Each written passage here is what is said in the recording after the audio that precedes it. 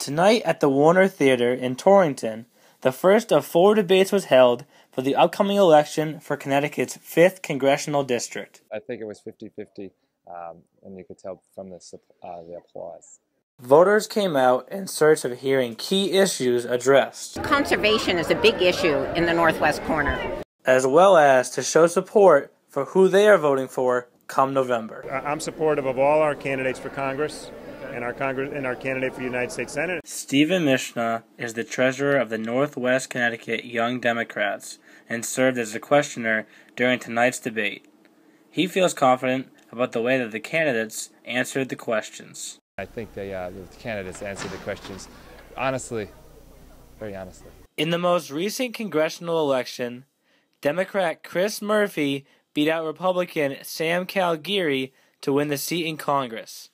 This year, Murphy is running against Linda McMahon for a seat in the Senate, opening the door for fellow Democrat Elizabeth Esty to run for the 5th District. My vision is of an America that gives the middle class a fair shot. My opponent will propose a very different vision, and if it sounds familiar, it's because it is. It is the same Republican talking points that we've heard in debates this fall, just recently, from Mitt Romney, Paul Ryan, and Linda McMahon. The stakes are high for Central and Northwest Connecticut. Your decision in November matters. The most recent polls taken have Esty with a slight lead on Rohrabaugh just a few weeks before the election. During the debate, Republican Rohrabaugh made note of how the two candidates have very different plans in mind. We share dramatically different visions for America's future. For the last 18 years, the people of Northwest Connecticut have given me the privilege of serving them in the Connecticut General Assembly. I am a fiscally prudent, socially moderate legislator who has always had the courage to be independent and do what is right for the people I represent. While tonight's debate covered many of the issues that the Connecticut voters were looking to have answered, it also provided a little bit of humor that helped lighten the mood here at the Warner Theater. The candidates were asked their thoughts about the football game set to take place between their two former schools, Esty, a graduate of Harvard, and Rohrabaugh, a graduate of Yale. Each candidate gave their own very unique answer to the question. Esty told the story of a Harvard-Yale game that she went to as a student.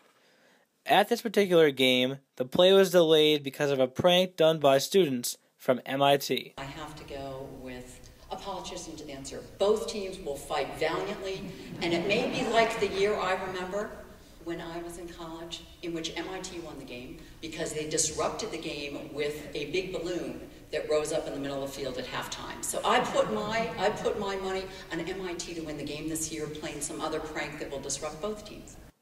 Rohrabaugh focused more on the underdog factor that Yale is playing in the game, as well as himself running for Congress as a Republican. Oh, there's no question that Yale is the perennial underdog, and for the past several years, we've come up short.